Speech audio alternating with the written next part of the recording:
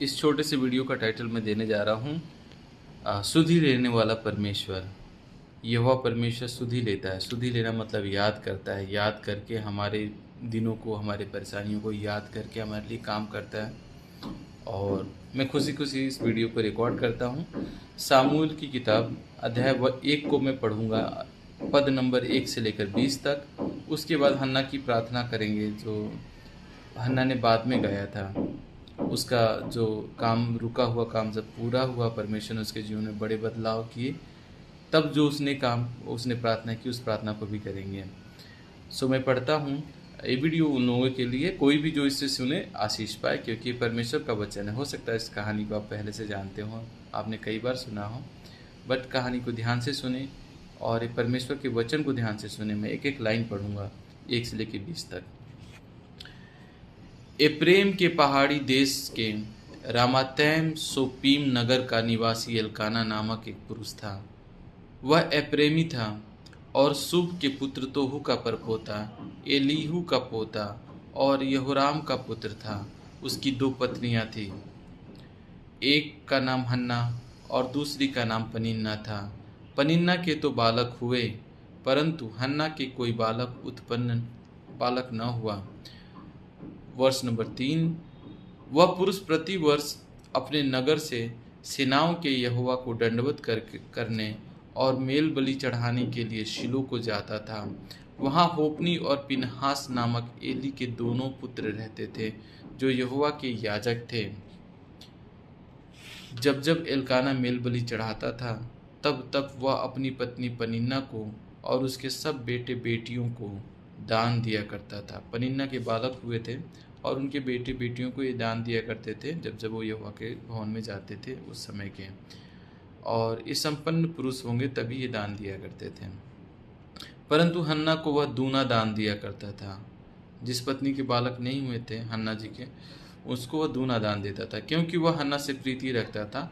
तो भी यहोवा ने उसकी कोख बंद कर रखी थी। परंतु उसकी सौत इस कारण से कि यहोवा ने उसकी कोख बंद कर रखी थी, उसे अत्यंत चिढ़ाकर कुढ़ाती रहती थी। पनिन्ना जी जो थी उसको चिढ़ाती रहती थी। और ये सीरियस मैटर है। जिससे औरत के बालक नहीं हुआ तो कितना चिढ़ती होगी, आगे लिखा है। वह तो प्रति वर्ष ऐसा ही करता था, और जब हन्ना यहोवा के भवन को जाती थी तब पनिन्ना उसको चिढ़ाती थी, इसलिए वह रोती और खाना न खाती थी। हन्ना कभी कभी रोती थी और खाना न खाती थी, जब खास करके जब वो यहोवा परमेश्वर के भवन में जाती थी। इसलिए उसके पति एल्काना ने उससे कहा, हे हन्ना, तू क्यों रोती है और खाना क्यों नहीं खाती, और तेरा मन क्यों उदास है? क्या तेरे लिए मैं 10 बेटों से भी अच्छा नहीं हूँ? 9वें पद में लिखा है, तब सीलो में खाने और पीने के बाद हन्ना उठी और यहोवा के मंदिर के चौखट के एक बाजू के पास एली याजक की कुर्सी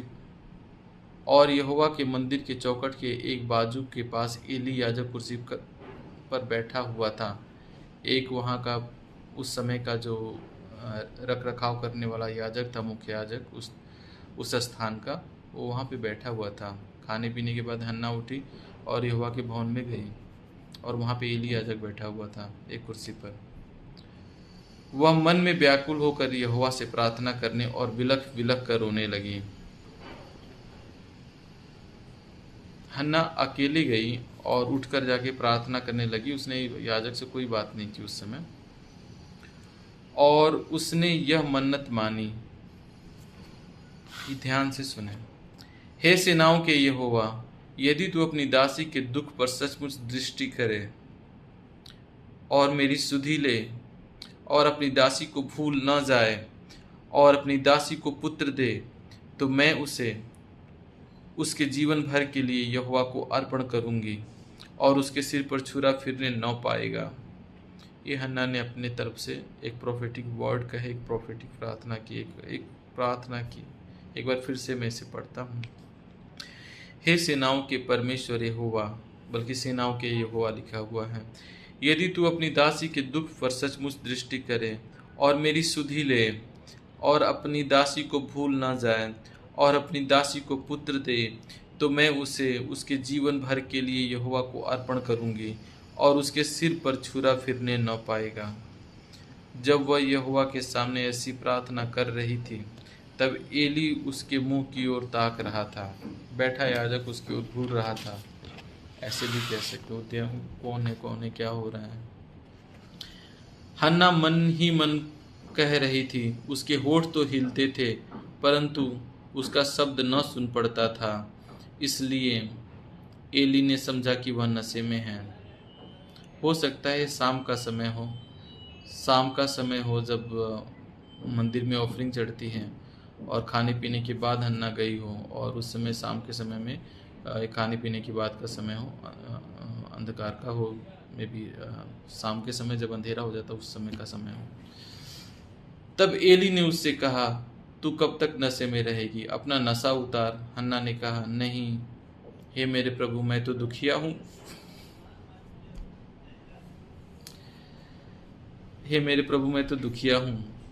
मैंने ना तो दाख मधु पिया है, न मदिरा। मैंने अपने मन की बात खोलकर यहोवा से कही है। वो दुखिया थी और अपने मन की बात खोल कर यहोवा से कही थी।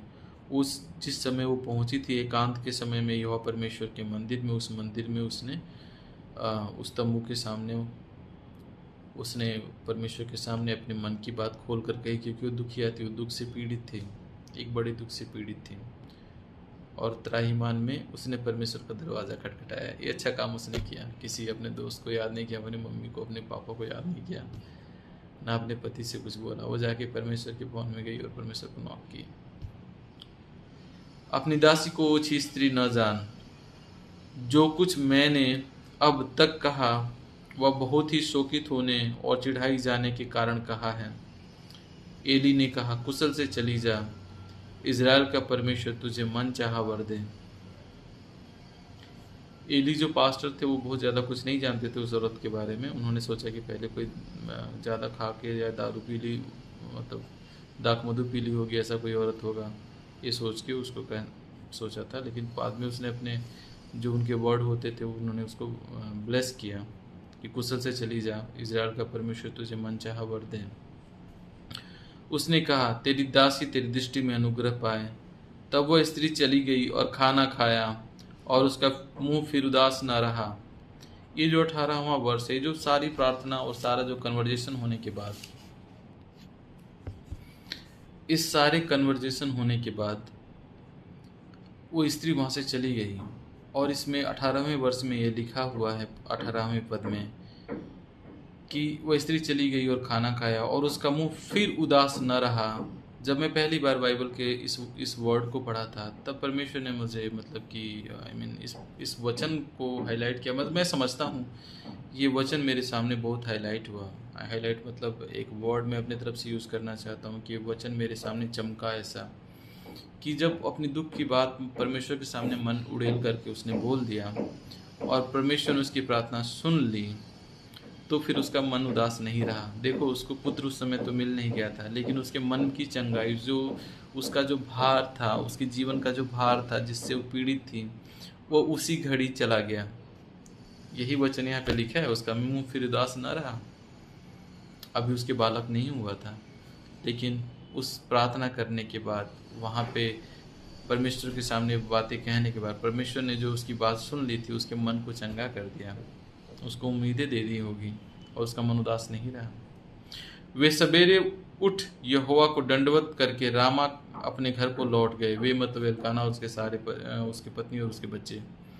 और एल्काना अपनी स्त्री हन्ना के पास गया और यहोवा ने उसकी सुधि ली। तब हन्ना गर्भवती हुई और समय पर उसके एक पुत्र हुआ और उसका नाम शमूएल रखा, क्योंकि वह कहने लगी, मैंने यहोवा से मांग कर इसे पाया है। 19वें वर्ष में यहोवा, उसने प्रार्थना की थी कि आप सचमुच मेरी प्रार्थना सुनिए और मेरी सुधि ले, मुझे याद करें। प्रीवियस जो वर्ड है 11वें नंबर पद में, और उसने मन्नत मानी, है सेनाओं के यहोवा, यदि तू अपनी दासी के दुख पर सचमुच दृष्टि करे, मेरी सुधि ले। और 19वें में लिखा है कि यहोवा ने उसकी सुधि ली। और पहले तो उसकी उदासी चली गई और परमेश्वर ने उसे याद किया। जब वो हन्ना से संबंध बनाई तो जब हन्ना उसके पास गया तो यहोवा परमेश्वर ने उसकी सुधि ली और गर्भवती हुई हूँ और उसके एक पुत्र हुआ, उसका नाम शमूएल रखा, क्योंकि वह कहने लगी मैंने यहोवा से इसे मांग कर पाया है। सुनने वालों को मैं बता दूं कि परमेश्वर सचमुच याद करने वाला परमेश्वर है। यहाँ तक कि इस बाइबल में ये भी लिखा हुआ है कि यहोवा ने उसकी कोख बंद कर रखी थी। इसको ऐसे समझ सकते हैं कि जब कुछ बड़ी रुकावट आपके सामने दिख रही हो, कभी कभी वो परमेश्वर की तरफ से भी हो सकती है कि परमेश्वर उससे महिमा पाए, ऐसा इस वचन में लिखा हुआ है। लेकिन हर रुकावट परमेश्वर की तरफ से नहीं होती है। रुकावट करने वाला तो शैतान होता है। इस दुनिया में बहुत सारी चीज़ें हर काम को रोकती है आपके। तो यदि किसी के बच्चा ना हो रहा हो और इस बात को कभी पढ़े तो ये मत सोचे कि यहोवा ने ही उसकी कोख बंद कर रखी थी। पर किताब में ऐसा लिखा हो कि हन्ना की कोख यहोवा ने बंद कर रखी थी, ऐसा समझा जाता होगा उस ज़माने में। जिसके बच्चा नहीं होता होगा उसको लोग कहते होंगे यहोवा ने तुम्हारी कोख बंद कर रखी है, वही वर्ड वहाँ पे लिखा होगा। लेकिन एक बात ज़रूर है कि यहोवा परमेश्वर शुद्धि लेने वाला परमेश्वर है। अब मैं सीधे वर्ष नंबर 1 पढ़ूंगा, अध्याय नंबर 2 का। जब हन्ना का पुत्र हुआ और पुत्र को ले जाकर अपने वचन के अनुसार, अपने शपथ के अनुसार वो मंदिर में देकर आ गई कि वो परमेश्वर की सेवा करे हमेशा। अध्याय 1 का 27वां में लिखा है कि वो एली से बताई, यह वही बालक है जिसके लिए मैंने प्रार्थना की थी और यहोवा ने मुझे मुँह मांगा वर दिया, इसीलिए मैं भी उसे यहोवा को अर्पण कर देती हूँ कि वह अपने जीवन भर यहोवा को बना रहे। तब उसने वहीं यहोवा को दंडवत किया। हन्ना की प्रार्थना पढ़ते हैं। जब आपके काम सफल हो जाते हैं, आगे अध्याय में लिखा है दूसरे में कि हन्ना के और भी बालक हुए, लेकिन जो पहला बालक परमेश्वर ने सुधि लेकर उसकी कोख खोली थी, उसको उसने यहोवा परमेश्वर के भवन में देकर आई। और हन्ना की प्रार्थना पढ़ने में बहुत मज़ा आता है, बहुत एनर्जी आती है। जब आपके काम सफल हों तो परमेश्वर को धन्यवाद करना ना भूलें कभी। हन्ना की प्रार्थना कर दिया करें। हन्ना का सॉन्ग है, मेरा मन यहोवा के कारण मगन है, मेरा सिंह यहोवा के कारण ऊंचा हुआ है, मेरा मुंह मेरे शत्रुओं के विरुद्ध खुल गया, क्योंकि मैं तेरे किए हुए उद्धार से आनंदित हूँ। Thank you Lord, hallelujah. ये तो आपको डेली कर देना चाहिए। जब भी परमेश्वर आपको चंगा करे, आपकी प्रार्थना सुने, आपकी आत्मा में शांति दे, आपको ये प्रार्थना कर देनी चाहिए, आपको धन्यवाद दे देना चाहिए उस समय। यहोवा के तुल्य कोई पवित्र नहीं, क्योंकि तुझको छोड़ कोई और है ही नहीं, और हमारे परमेश्वर के समान कोई चट्टान नहीं। फूल कर अहंकार की बातें मत करो और अंधेर की बातें तुम्हारे मुंह से न निकले, क्योंकि यहोवा ज्ञानी ईश्वर है और कामों का तौलने वाला है। सूरवीरों के धनुष टूट गए और ठोकर खाने वालों की कटी में बल का फेटा कसा गया। जो पेट भरते थे उन्हें रोटी के लिए मजदूरी करनी पड़ी, जो भूखे थे वे फिर ऐसे न रहे, वरन जो बाँझ थी उसके साथ हुए, और अनेक बालकों की माँ तक घुलती जाती हैं। यहोवा मारता है और जिलाता भी है, वही अधोलोक में उतारता और उससे निकालता भी है। यहोवा निर्धन करता और धनी भी बनाता है, वही नीचा करता और ऊंचा भी करता है। वह कंगाल को धूलि पर से उठाता और दरिद्र को घूरे में से निकाल कर खड़ा करता है, ताकि उसको अधिपतियों के संग बिठाए और महिमा युक्त सिंहासन के अधिकारी बनाए। क्योंकि पृथ्वी के खंभे यहोवा के हैं और उसने उन पर जगत को धरा है। वह अपने भक्तों के पाँव को संभाले रहेगा, परंतु दुष्ट अंधियारे में चुपचाप पड़े रहेंगे, क्योंकि कोई मनुष्य अपने बल से कारण प्रबल न होगा। जो यहोवा से झगड़ते में चकनाचूर होंगे, वह उनके विरुद्ध आकाश में गरजेगा। यहोवा पृथ्वी की छोर तक न्याय करेगा और अपने राजा को बल देगा और अपने अभिषिक्त की सिंह को ऊंचा करेगा।